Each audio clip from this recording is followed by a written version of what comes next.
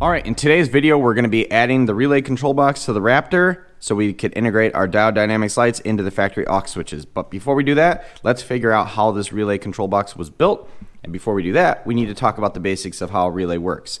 All of the parts I discuss and all the tools I reference in this video are going to be down in the description below. So if you are going to tackle this project, everything should be down there, including these diagrams. So don't feel like you have to take a screenshot here.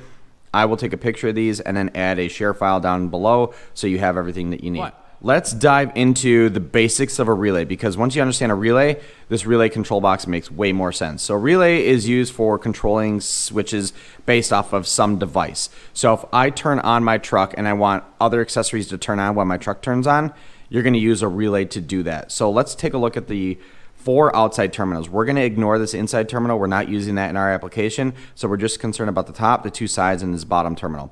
I drew a picture of the back of the terminal here so you can see everything. All of these terminals are numbered. So this is a standard 12-volt relay that you can get at any auto parts store or purchase off Amazon. So you got 4 terminals that we're talking about today. You got 85, 86, and 87, and then you have terminal 30. Terminal 30 is your power. So this is constant power from your 12-volt power source. This could be from your battery. It could be from, let's say, your trailer harness wiring. But this is a constant power feed into terminal 30. You're going to want to put a fuse on here too to protect the relay and really to protect any sort of backfeed. Terminal 85 is your relay ground. So you could ground this one of 2 ways. You could ground it to the chassis, or you can ground it directly back to the battery negative post. Both of these options will work. Use which one is easiest and cleanest for your application. 87. Terminal 87 is essentially the output of your relay. This is what's going to go up to whatever accessory you're controlling based on that relay to tell it when to turn on. Then you have terminal 86, which is your trigger terminal. So the way all of this works, when power is provided to your trigger terminal, so to terminal 86, so let's say you turn your truck on and your Raptor marker lights turn on. When those, and you have this wire tied into them, when there's power to that wire, it's going to tell this relay to close. When this relay closes, whatever accessory is tied into terminal 87 is going to turn on. When you turn your truck off and those lights turn off and the power is killed to this terminal, then the relay opens back up and these lights turn off. When you are using a relay to control these accessories, you're not robbing too much power from that trigger wire. You're actually allowing a 12-volt power source to come through, but you're using something else in the vehicle, an existing circuit, to tell this accessory when to turn on. So from my perspective, this is one of the safest ways to add in auxiliary accessories. I don't like when people grab a trigger wire and just basically use that to power, basically circumventing all of this stuff. You're not grabbing a full 12 volt. You're not getting the full amperage that you need. And you're potentially robbing amperage from an existing circuit, potentially putting your BCM into safe mode. So anyway, that's how a relay works. So let me get everything situated out of here, and we'll talk about how this translates to the relay control box. All right, here's my diagram of this relay control box. It looks complicated, but I'm going to walk you through each of those essentially 4 terminal feeds at a time. Let's focus first on the power. So let's grab this guy. So on the power side, remember terminal 30 is the power feed for each of these relays, and that's this wire right here. So what I did is I went ahead and wired all 6 of the power feeds into one main trunk line here. That's going to get fed by a 200 amp breaker, and this breaker is going to tie into the battery. So that's what you see here. So you got your battery positive terminal, power goes through a 200 amp breaker, and then that splits off into each of the 6 relays. Again, this is my 12 volt power source. So when the relays close, this is the power that's going to ultimately end up going to, where are the lights at? End up going up right here. They're going to end up going to the light power. Now, ground, the other basic one. I took all of the ground terminals from each of the relays, spliced them all together, and that's what you have here. So this is my ground wire. It's tied into a lug here, and this is going to be mechanically fastened to a chassis ground right next to the battery, actually. I'm not going to go to the battery. There's a really nice ground that's available, and the way the wire this is curved, it's going to fit nice in there. That's not going to ground my lights. I'm going to have to deal with that when I install the lights with a separate chassis ground. This is only going to ground the relays so that they function. Then as far as the outputs, so all of these wires are my outputs. So this is terminal 87 from each of these relays, and I have 6 of these plugs. So those are what's going to go to each of my accessories. So terminal 1, where's that at? Right here. So relay 1 is going to control my backlighting. Relay 2 is going to control my grill light, ditch lights, and then relay 6 is going to control my chase lights. I wanted to split that. So this will all correspond to the number of switches inside my truck. So when I flip switch 6, it's going to turn my chase lights on. Now, the only caveat here is my truck came with the rigid fog lights up front, which are controlled by switch number 1. So switch 1 is going to be basically non-existent. It's not going to control anything in this relay box. So, all right, so let's talk about the trigger wires, because that's where it gets slightly complicated. So on my truck, I have the rigid package for the lights. So switch 1 is already occupied. So switch 1 in my truck controls those little fog lights that really do nothing. That means in the aux light wire bundle, I have wires 2 through 6. So what I did, or what I'm going to do, is grab all 2 through 6 wires, and those are going to control 2, 3, 4, 5, 6 relays. All right. Relay number 1 is going to be tied into a separate trigger source, and that's going to be tied into the marker lights on my grill. So relay 1 is going to be used for the backlighting on my SS5s and the SSC2s, but relay 2 through 6 are going to be controlled by the switches in my truck, so that then I could tie them into the lights. So no switch controlling my relay number 1. This is going to be automatically controlled when the truck turns on. So when the truck turns on and those marker lights come on, this relay is going to close, and it's going to provide power to all my backlighting. So I'm going to use DT connectors. I already went ahead and pinned this one. This has 6 wires coming out of it. So each of these wires are feeding the trigger wire on each of these relays. And then the plug that's going to go into this side of it is going to have five wires from the factory truck, and then 1 additional wire that I'm going to splice into the marker lights. So I'll still have 6 wires going in here, but 5 of them are fed off the aux switch panel, and then the 6th one's going to be controlled with the marker lights. So what this will allow me to do, when I flip switch 2 on the factory switch panel, we're going to get power here from the battery. It's going to power this trigger wire to trigger number 2, trigger wire 2. It's going to tell relay 2 to turn on. Relay 2 is going to feed my grill lights, so the SS5s, and it's going to turn them on. And then everything is grounded. All right? So that's how this relay control box works.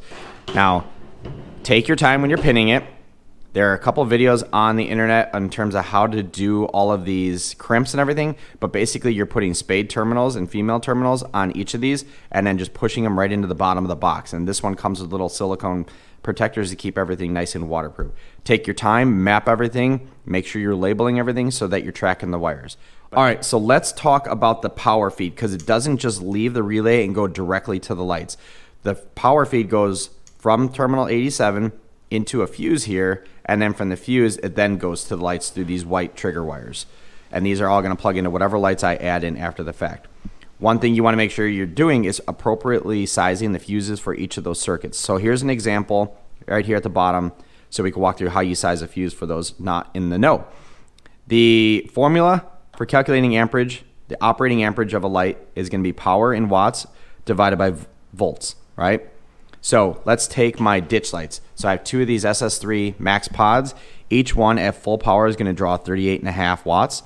I have 2 of them, so we're going to multiply that by 2, and then we're going to divide it by 12. That's going to give me 6.4 amps. So when those guys are on, they're going to be drawing around 6.4 amps. We want to make sure that we put a fuse in place that's going to allow these lights to operate safely, but also not overdraw on amps. And if it overdraws on amps because of a short or whatnot, we want to make sure that that fuse pops and protects our circuit. So then what you'll want to do with the operating amperage is multiply it by 125% and then find the closest fuse size that you have. So in this case, if and when I set up the fuse inside this fuse box for my ditch lights, 6.4 times 125%, the closest practical fuse is going to be a 10 amp fuse. That's going to give me plenty of space so that if I do overdraw a little bit when I fire them up, or when I turn them on, it's not going to blow the fuse every time. But if I do develop a short at some point in time, the 10 amp fuse is going to protect those lights and protect the circuit and ultimately my truck. But anyway, that's how the relay box was set up and built out. That's how a relay works, and this is how you size your fuse. So what we're going to do now is go ahead and get the truck pulled into the garage, pull out the battery so that we can locate all of these trigger wires, and we're going to install the other end of this DT connector so that when I drop this guy into the truck, I'm going to have a nice plug and play kit here instead of trying to crimp everything, so that we'll tie into the factory wires. The factory wires will be tied into a plug, and all they'll do is just plug in here, and then everything's good to go. All right, so we got our Raptor pulled into the garage here, and I suppose the next question is, well, how are you going to mount that massive relay control box in the engine bay and make it look nice? Because remember, one of my key objectives here was to make it look as factory as possible. Well, it's actually going to live right up on top of the factory fuse box right over here, and we're going to use this 3D printed bracket. So the file for this was shared on Ford Raptor forum by a fellow who did almost the same exact project here. So a lot of the inspiration for my product is coming from his write-up on the forum. So I will leave a link to that write-up as well. But this is a 3D printed bracket that I had done by a company called 3D Flip It.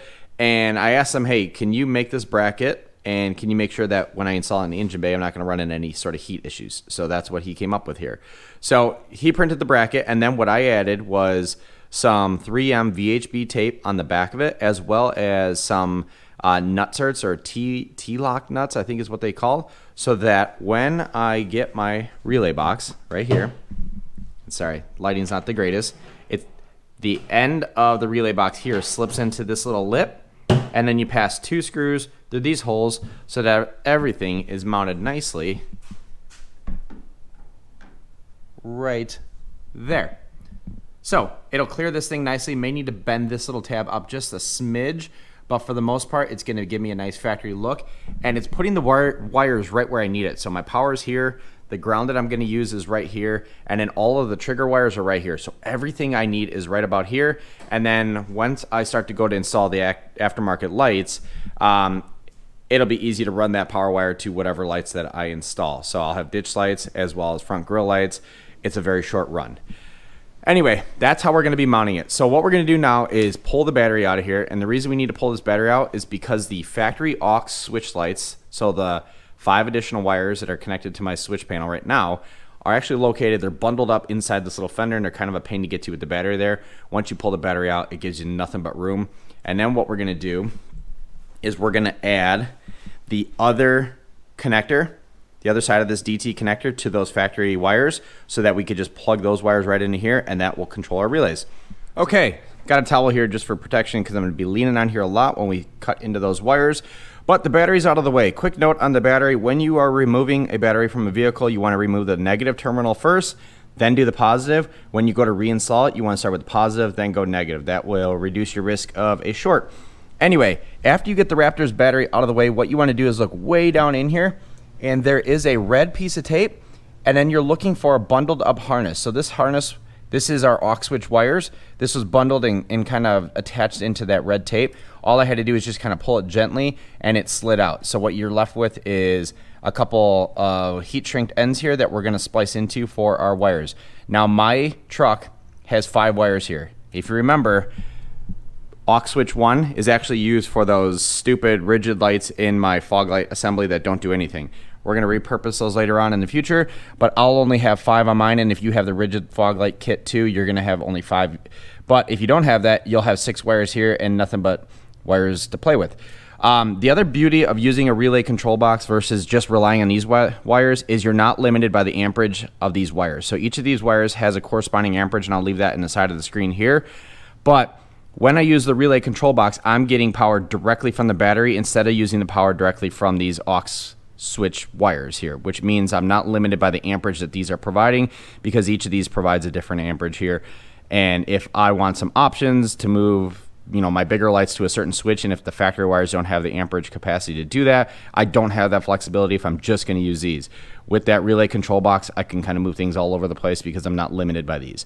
Anyway, what I'm going to do now is go ahead and start to pin these, or get these guys spliced in and pinned so that I could plug them into the other end of that DT connector, so then it's plug and play. But I'll need to get this guy into place because I need to figure out, you know, how long the wires and everything are going to be. But let me leave all the boring stuff. We don't need to video that, and we'll come back once I have that part connected, and then it's as simple as connecting our ground, our power to our breaker to our battery, and then we can start focusing on the bracket side of things. All right, so our DT connector with our aux factory wires is ready to go. So again, all I did is I located them, I stripped them, and then I added the pins to it so I could pop it right into the 6-pin DT connector so I could plug into the other side and go into my relay control panel. This long white wire, this is into terminal 1, and this is what I'm going to ultimately connect to the marker lights on the grill. So I just put a little lead on there for now. I did end up taking the battery tray out. I wasn't sure if I was going to plug these in behind the battery tray. I might do that. But again, battery tray is just 4 13mm bolts to pop out. So anyway, I'm going to go ahead and finish up wiring this stuff, plug this guy in, and then we'll focus on the power and grounds, and then from there, it's just putting the brackets in and then putting the lights in and then figuring out our marker light situation. So let's go. All right, went ahead and dropped the battery tray back in. I'm just gonna plug the trigger wires in right about here. Everything's gonna fall nicely in the side of this battery shell or battery tray, and there's tons of room once you have the battery in. There's about 1.5 inches of room all the way up. So a lot of my wires are all gonna store right here. But for the most part, what I decided is throw the tray in there, put the plug here. That way, if I ever do need to unplug this whole relay control box, the plug's right here instead of behind the battery tray. And then I got 4 less 13mm bolts I gotta pull out. All right, so a couple last things I did with the relay box before we're gonna go ahead and install it is I went ahead and added my fuses in there. I'm only gonna run 4 fuses right now. Marker light fuse, grill light fuse, ditch light fuse, and then chase light fuse. I could go back in later on and add fuses in there. This way, if I leave the fuse out, none of these are gonna be active on circuits where I don't have lights plugged in. Then I got less issues to worry about. I could go ahead and add those in later, but for now, we're just gonna run those 4 fuses. Then I went ahead and stripped everything for the power. This is what's gonna tie into that breaker, wherever the breaker is at right here. So that's gonna tie into this breaker. There's a mechanical lug in there that you just tighten down. It's gonna grab all these wires here. So I just wanna make sure that that's nice and stout. So this has already been done. My ground's ready to go. So once I plug in everything, this is the ground that I'm gonna use. So the wire is gonna come right from the relay box, gonna follow the side of the battery and then connect here. I have my marker light, which is from the trigger. So again, this is terminal number 1 on the trigger wires. I'm just gonna run this over here for now. Ultimately, what's gonna happen is it's gonna connect into a harness right over here. But for now, we'll tackle that down the road. Okay, so I have the battery in, have the relay box in, and my original plan was to put the breaker right about here. But with the wires running through there, I don't want to crowd up this area. So what I'm going to do is actually pull the battery and the battery tray back out. And this relay or this breaker is actually going to go on this bottom ledge. And I'll show you once I get it out of here. But the bottom ledge of the battery tray, that way power wires will run that way. They're out of the way. And then I can have my power for the lights come up this way right onto the terminal. All right, so this is what I was talking about, the breaker being installed on the battery tray itself. Just use some short little pieces of hardware I had laying around. And it's easy to access, but it's also tucked up out of the way. So again, it frees up basically this whole side. So now what I could do is probably take all these wires and I could store them in the battery tray without being worried about getting in the way of the power wire. Because now that power wire essentially will be right like this. Again, it's taking me a long time here, but at the same time, I think the end product is going to be well worth the patience here. I'm not trying to rush everything, but this is how I'm doing it. There's a billion other ways to run your switches. This is what works for me, so appreciate you all following along. So let's go ahead and get the battery tray and battery back in the truck and then wire up everything for final cuts and terminations. All right, now that we got our breaker fully installed, so you can see it's right here. It is accessible, a little bit of an arm stretch, but again, you can get to it. You could add the wires, you could remove the wires, and you could reset the breaker. Right now I have the breaker turned off. So just a recap of everything else, we have our relay box up here. We have our power wire. It runs down the side of the battery into the breaker. I have the rest of a stereo cable right here. This is what I'm gonna use, tangle my hand. This is what I'm gonna use for the power to the terminal once I put the terminals back on. Then we have our trigger wires. So this is what's plugged into the factory switches. We have our light power wires. So all of these are labeled. Now I know which one's controlled by which switch. We have our marker light plus the 2 through 6 in there. Then right underneath here is our ground, and that ground goes on the side of the battery, comes up, and attaches right here. I'm going to use the same style attachment for the positive battery terminal. I like these mechanical attachment ones. Is crimping better? It might be. I'm not really that good at it, and these have worked really well for me in the past, so we're going to go ahead and use it. Might get a lot of questions as to what gauge wire this is. This is, I think, 8 gauge or 6 gauge. Is it overkill for what I'm doing? Absolutely. I just had it laying around, so that's what we're going to use. Anyway. All right, so we got everything connected. I have my power lug and everything terminated on the battery positive terminal. Got our multimeter here and got my little helper in the car. So first thing we're gonna do is test terminal number 2. Go ahead, turn the truck on. Now turn the switch on. So you can see right there, inside output number 2, we're getting 12 volts. Now turn the switch off. And it goes down to 0. Now, the other thing we added a fuse was terminal 3. So you can see right now without the switch on, it's at 0. Go ahead, hit 3. When 3's on, we get 12 volts. So we are good to go. So everything's working as we wanted it to. So now the next thing we need to do is go ahead and install our brackets, and then we're going to install our lights, and that is the end of the project. But this is the end of the wiring part, at least the hard part of the wiring. Hope you all learned something here. Again, this will apply to the Raptor and Tremor. Big call out here is use the right tools and make sure you're grabbing the right wire harness down there. There's a white one. There's a harness with the white piece of tape on it, and there's a harness with the red piece of tape. Grab the red one. That's the one you want. But with that said, thank you very much for watching. Part 2 is done. Part 3 is coming at you in a few days. Thanks. Bye.